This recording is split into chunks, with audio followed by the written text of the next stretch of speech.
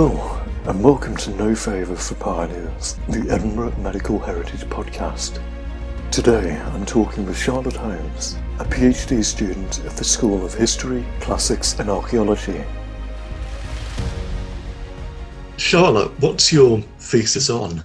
So my catchphrase is I studied domestic medicine in early modern Scotland. Basically, what I'm trying to do is investigate the boundaries between what is considered domestic medicine and what is considered professional medicine during the early modern period, which for me, I'm treating 1650 to 1750. I'm very interested in what the common people were doing. So a lot of studies on domestic medicine have concerned elite people, so people with tenants and things. But I am really interested in what an average person was also doing medicinally. So what were the common people doing? Professional medicine during the early modern period was extremely expensive.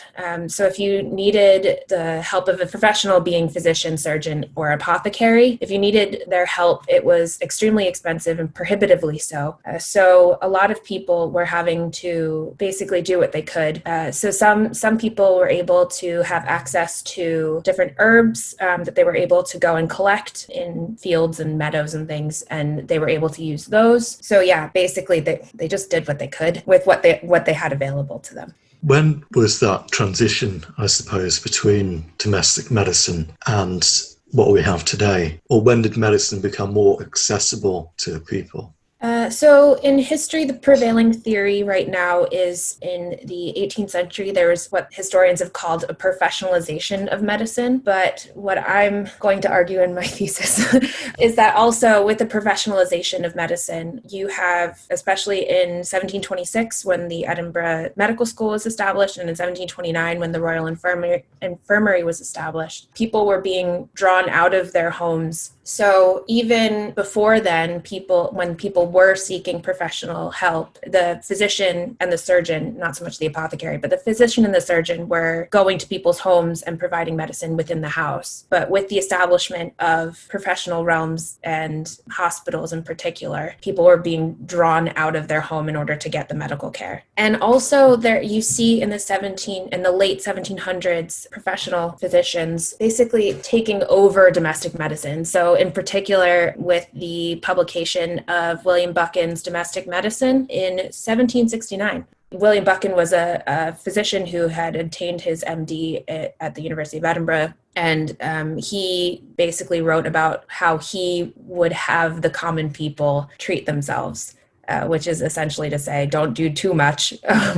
Definitely seek out a doctor before you do anything major. There was a controlling of the professional over the common people as well. So yeah, that's where the transition kind of comes in. So do you think there was something that was lost during that professionalization? Yes and no. I think that people sort of overestimate what people could have done without the help of a professional. I kind of think of it as, we have cough medicine now that we keep in our own home. You wouldn't necessarily go to a doctor for that. And to be fair, also the knowledge of the physicians at the time wasn't particularly advanced to our standards. So I think that's the no portion. The yes portion is that there have been some studies by historians working with medical professionals today who are looking at the healing properties of the different herbs that people were using that was lost throughout time. So the one herb that always comes to mind is people used to use Foxglove a lot, and that's where digitalis comes from. This is my limited actual medical knowledge,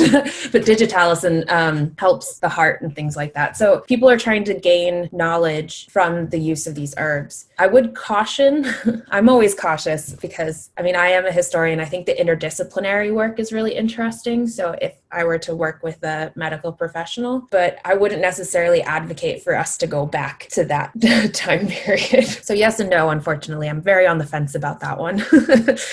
It's funny that you mention Foxglove, because there is that wives' tale about Mother Hutton. I don't suppose you know about that. I don't actually. What's that about? The pharmaceutical company that mass-produced digitalis from Foxglove created this tale that an aged William Withering went to Shropshire, where he met this old woman called Mother Hutton, Mm-hmm. who held the secret of digitalis and of Foxglove that she would only part with after William Withering had given her a couple of gold sovereigns. And of course, William Withering, who wasn't old, he was 34 when he discovered digitalis, and he did so in a lab. But it is quite interesting how that sort of links into this domestic possession of these secrets. That's really interesting. I'll have to look further into that. It does remind me of those women and men who were accused of witchcraft, who were unfortunately just folk healers that got caught up in religious fervor. I always hesitate because not every person who is accused of witchcraft was a medical healer. There's lots of scholarship about that, but there were healers that did get accused. And there is, even back then in the early modern period, people had this concept that some people just knew more than them. So they would go and seek out this wise woman who knew about different herbs and different charms and ways of healing people, again, as an alternative really to a physician who might be more expensive or just not available. But yeah, it is really interesting. And I wonder also, thinking about modern times, physicians really do also, in a way, not to stretch it too far, but they do have they have a knowledge, a magical knowledge that we then go and seek out. But yeah, no, that is really interesting.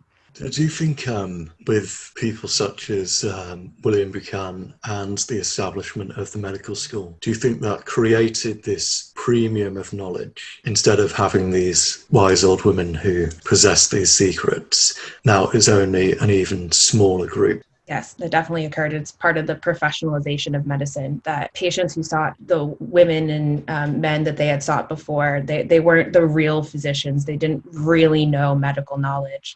So it did become a club of sorts only to those who could afford to go to the University of Edinburgh or other universities. Previously to 1726, people were having to go to the continent in order to gain their medical degree. That was also prohibitively expensive. Only the upper class really could afford to send their children to any university. So there was an exclusivity and a maligning of those who are trying to get by as much as possible. Basically, that the only true knowledge was from these people that had gone to university and had been taught by these names like Hermann Boerhaave and stuff like that. There's a lot of name recognition through these universities and medical practitioners. You mentioned that people essentially got by on this collection of herbs. Where would people usually go to get them? Were there apothecaries, shops, or would you literally just go out into the woods and forage?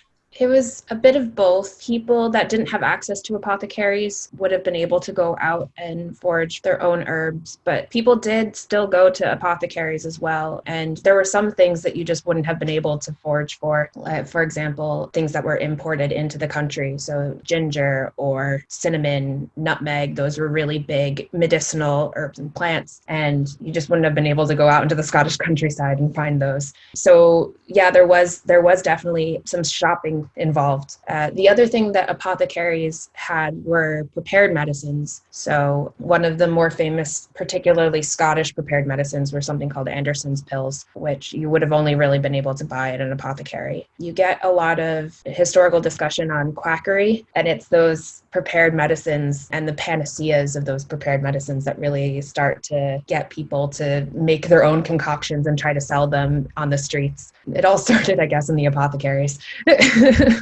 What were Anderson's pills? They were a panacea, if I remember correctly. So they did treat kind of everything, but you do get advertisements for them. So fortunately, off the top of my head, I can't remember if there was a specific thing that they treated. I only name them because they're like the particularly Scottish ones. You also get like Daffy's elixir. I have done some work on recipe books. So collections of different medicinal and food recipes that particularly women would keep. And there are recipes for Daffy's elixirs, which is really interesting. But yeah, I haven't found one for Anderson's pills that you would have only really been able to buy at an apothecary. What role did women in particular have in medical care? Yeah, so the short answer is a lot They had a huge role. It's not to say there has been work done in the history of medicine on the role of men as well in the care, but for the most part, it was the female head of the household that was in charge of making sure that everybody in the house was healthy. So that also, I mean, that was children most of all. It was the husband as well, but also it was servants if they had, if they were able to afford servants. And women of a certain class also performed charity. So if their husband had tenants and one of the tenants was sick, they would then go and provide them with as much medical care as possible.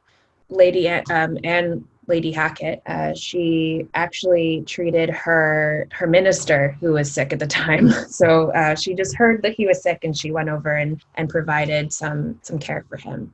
A lot of the general care was on them, but also it was sort of their choice at some point to then bring in a professional if they could afford it. So another woman that I've been looking at, Jean Weems, who was the Countess of Sutherland, you can see in her account books that she spent money on different herbs and spices to try to cure. And then when that didn't work, she then called in a doctor. So it seems to have been a sort of choice on her part, maybe a discussion with her husband as well. But yeah, she chose when it was out of her hands. She didn't know what else to do. Was there quite a stark difference in the response of members of different classes to both domestic medicine before Buchan and after? No, I wouldn't say it was a stark difference. It was sort of a leveling off. And I think once doctors started getting more prestige, it was also, if you were an upper class person, just to know a doctor was a class status symbol. So there's letters that I've been reading where an upper class person is saying, oh, well, I was talking to this doctor and he says, well, this is how you're going to treat the child, you know? So yeah, it was a class symbol, status symbol to know a doctor. But then, yeah, it didn't really affect lower classes that much when there were more doctors and surgeons and apothecaries available, especially in the rural areas where there could be one doctor for 400 people. It really only affected poor people in cities, so in particular Edinburgh and eventually Glasgow, but also in Aberdeen. When there started to be more prestigious doctors and who were determined to make medicine an elite knowledge. Yeah, it didn't affect everybody. Also, the Royal Infirmary, it wasn't really big either. I believe it was Helen Dingwall that said that there were only 6 beds in it when it first opened. And it was only for the very, very poor. Yeah, I guess in that way it did affect it because they had access, but it was only 6 people that could stay there. So it didn't affect everybody. You mentioned quackery. How severe was that? I think that the big conception of before the professionalisation of medicine was that quackery was rife. I don't think it was as rife as the popular conception would have it. There definitely were concerns, again, with the physicians that they wanted to keep their knowledge to themselves. They wanted patients to pay them. The quacks were really concentrated in market towns where they could ply their trade. So at a time when Scotland was in large part a rural society, I don't think it was as prevalent as people would like it to be. But yeah, certainly there was a lot of writing done by physicians, concerns that their prestige was being marred by people that weren't as qualified as they were. I definitely suggest Roy Porter has done a lot of work on quackery, but it's in the English context. So anybody that wants to research more about quackery, I definitely suggest one of his books. He's quite good about writing to a popular audience, so it's not a slog to get through. You mentioned Buchan's domestic medicine. Was that something that changed the landscape of domestic medicine? Was it a book that every household had? Or was it something that was largely ignored and it was more reflective of the change in attitudes?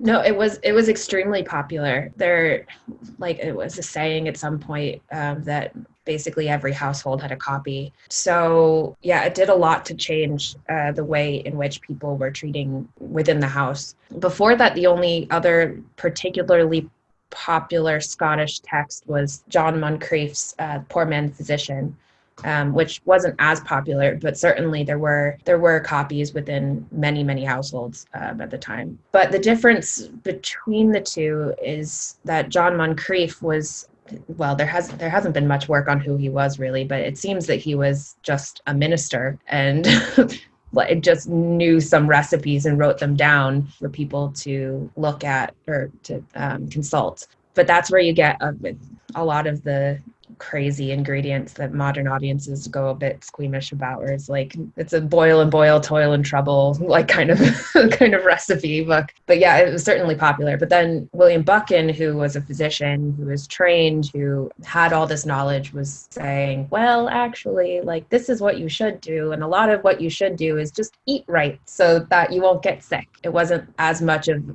you have the cold, this is a recipe for you to try. It was more eat well, exercise, and if you get sick, go to a doctor. So pretty much advice that we're giving now. Yes, exactly. It's actually, I mean, it is really interesting how much medicine in general in the early modern period, I'm seeing a lot of parallels. People always think of, oh, well, medicine in the early modern period was only concerning disease. You know, there was a lot of disease rampant. Everybody had scurvy, so everybody needed to know about scurvy kind of thing. But in actual fact, it was a more encompassing monolith. So Galenic medicine, which is the theory of the four humors, black bile, yellow bile, blood, and phlegm.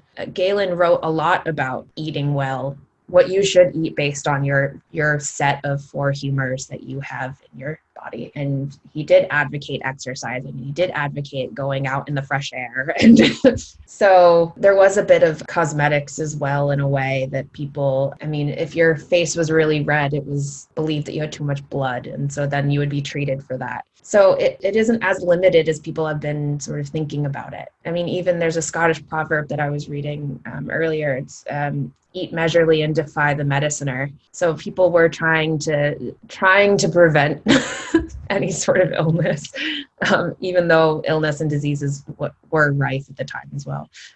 Eat measurely and defy the mediciner.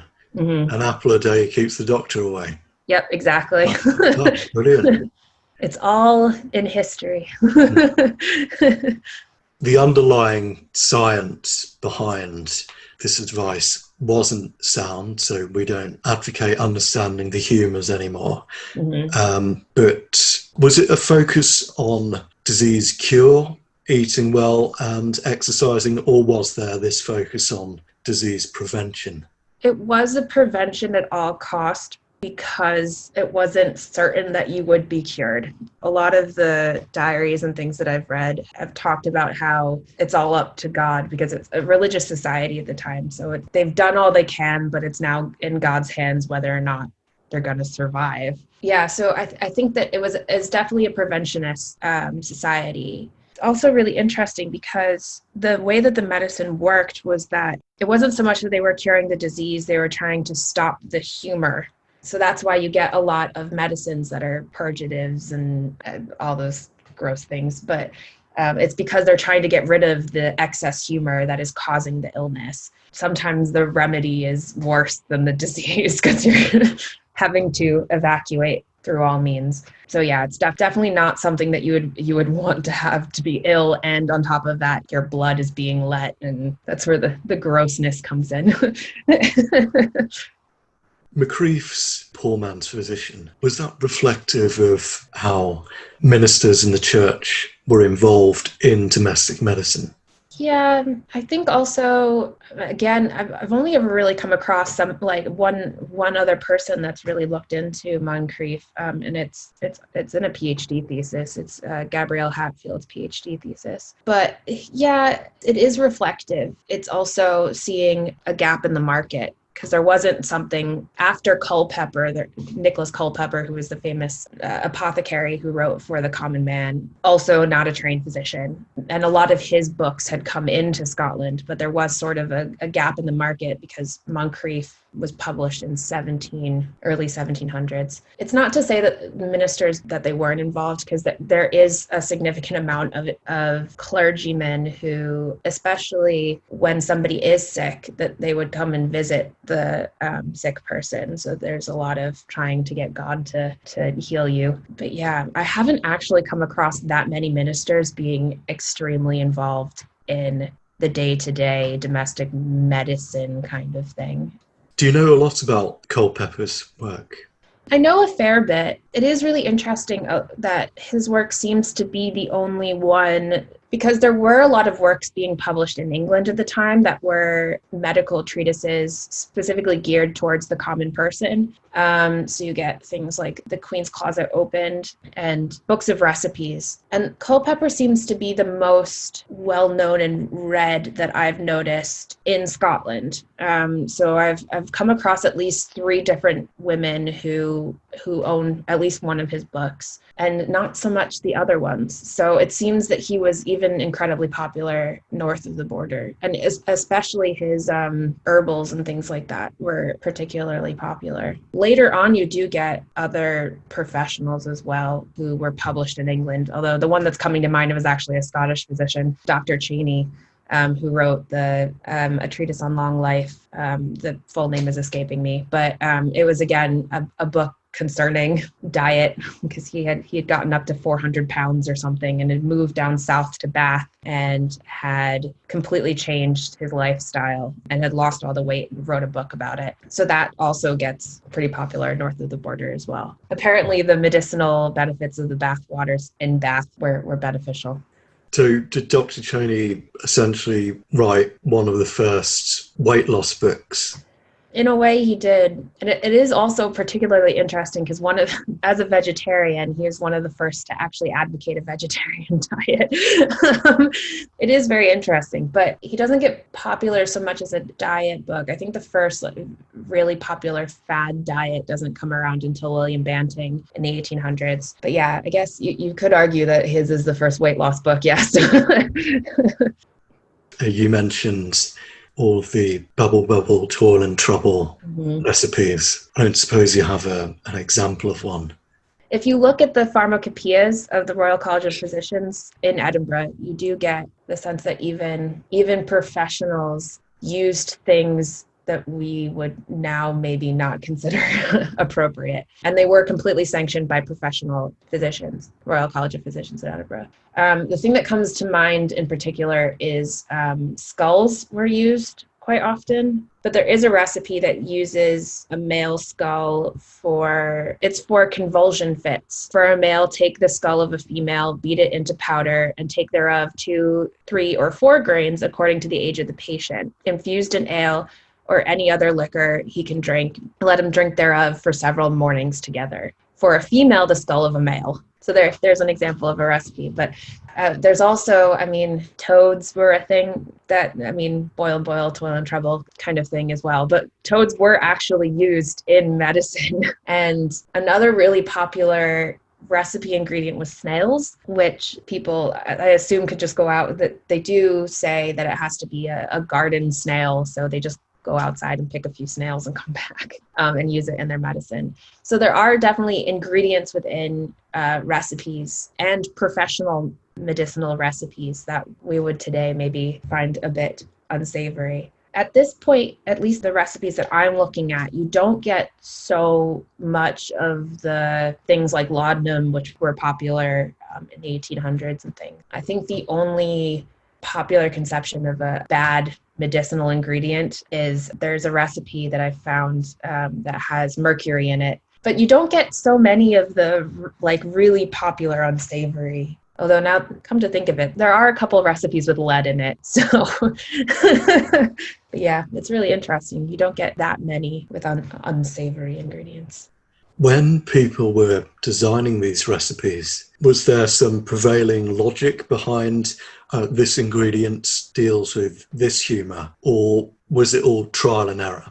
There was some logic behind it. There definitely were ingredients that were considered cold that you would then give for somebody with a fever kind of thing. So there was prevailing logic. That being said, in particular in domestic medicine, where women are keeping recipe books and things like that, it was a lot of trial and error. You can see in recipe books, people have come back and crossed things out and said, actually, this isn't that great, like use this instead. There was some logic, but I would say that at least in a domestic setting, it was more trial and error. I think also it's really interesting when you look at when newspapers started to proliferate in Edinburgh as well, that you do get recipes within those newspapers. But there was one that I was looking at that was an Evening Current, who they had 3 different recipes for rabies. So you kind of have to assume that somebody's copying down the 3 recipes and going, actually, this one doesn't work. I don't know why we even tried that one, you know? Some of these ingredients have stood the test of time. So, for example, Foxglove digitalis was shown to work quite well. Are there any other remedies or ingredients that modern audiences would recognise as this is something that does have real medical advantages? There are a few. The one that's coming to mind at the moment is senna, which is used even now. You can buy laxatives with senna root in them, or senna leaves, sorry. And there are some herbalist remedies that I know are still used. So like St. John's wort is still used in herbalism for, I almost said melancholy. I mean depression. But yeah, if there are medical benefits to herbs and things, but it does get into the territory of herbalism. Some of these recipes, I mean, not to get too graphic, but one of my favorites in my sick, twisted way was I was reading a recipe and I was like, oh, this sounds great. It was milk and sugar and cinnamon. And I was like, oh, what is this a recipe for? This sounds great. But it turns out that it was, an enema. It was an enema. Milk and sugar. And I was like, oh, no, that's the wrong end. I didn't want that. That last treatment took a bit of a turn. So, yes, exactly. Quite nice. Yeah. Yep. Definitely not great. One would hope that with all of this trial and error driven by the matriarchs within the household, that you would eventually get some treatment that worked quite well. But was that not the case? You would think that. And people did get better. So you have to imagine that something worked, whether or not it was the actual medicine that they were being given or they waited long enough to get better. There were things that worked, but again, I would have to be a lot more trials in order to really understand how it worked or why it worked or something like that. Yeah, there was Jean Weems did really like to give her children licorice when they were sick. I have to imagine that at least in a placebo way, if you like the taste of licorice, it made you feel better when you had a cold. Yes, but I suppose you do have to bear in mind, were people being cured by treatments or were they just surviving it? An example that comes to mind for me was Benjamin Rush. One of the founding fathers of the US, who during a particularly bad outbreak of yellow fever in Philadelphia became a huge advocate for bloodletting and said that anyone who survived removing 80% of their blood was cured.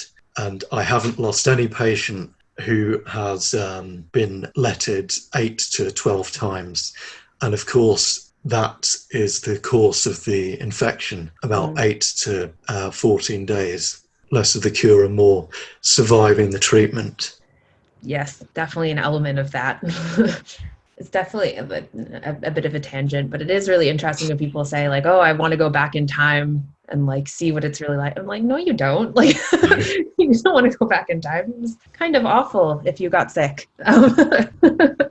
It was a lot of wait and see. And I mean, also it's really interesting. There has been some work done fairly recently by a scholar called Hannah Newton about actually the process of getting better. And to some extent, there were times when people didn't get better. They had long-lasting effects of whatever disease it was. And the early modern conception of when somebody was better was just when they were able to move around. And so, I mean, if somebody still had shortness of breath or anything like that, they were They were still better, but they weren't cured. Definitely wouldn't want to go back in time. But that does bring an interesting point. When we think about treatment centuries ago, we always consider acute treatment because surely if you don't cure it, you're going to die. But were there any chronic diseases that people were treating? There certainly were. Get instances of asthma and things like that, and unfortunately epilepsy. But it is interesting. You've just made me think, when you look at recipe books and things like that, it's not so much epilepsy that they're treating. It's like that one recipe. It's the convulsion fits themselves. So they're trying to cure the instance of the disease rather than the longevity of the disease. But yeah, people didn't really understand it as a certain disease for a long period of time. They just said that the person was sickly. I mean, even when you think about, again, with witchcraft, there was a sort of concept that witches were giving people the falling sickness, which in modern parlance would be epilepsy to some extent, although falling sickness is kind of an umbrella term. But they were saying that those convulsion fits were caused by somebody bewitching them. So yeah, it was the instance of what was actually occurring rather than just the disease itself. So tying this all together from treatments and prevention measures, do you have any lessons that people could take from all this? In the early modern period, there's a sense of cure of the whole person. So each person is an individual who has a specific level of different humors and things like that. So you're very much treating the individual of whatever disease they have. And I think that's a really interesting concept, because you do, in modern medicine, again, as a patient, as an outside person, you do sort of get lost in the numbers of all the people that are coming in and out of hospitals. So I think that is particularly interesting. I mean, as much as it makes me nervous, I do think it would be really interesting to get interdisciplinary work between historians and physicians. And there has been some work done in America, but yeah, to see if there's things we're missing right underneath our noses, all of the different plants and wildlife out there. Maybe not skulls. Maybe we shouldn't start using those in medicine again, but definitely herbs that we could maybe be harnessing. You think that there is something that history could teach us again? There's always stuff that history can teach us. I mean, 2020 is definitely an example of we can learn from history. But yeah, I mean, medicine is always sort of a here and now and potentially in the future kind of discipline. But I think it is important to look back and understand what occurred, but also how that could help us move forward. Thank you very much for chatting with me today. It's been brilliant. Yeah, thank you.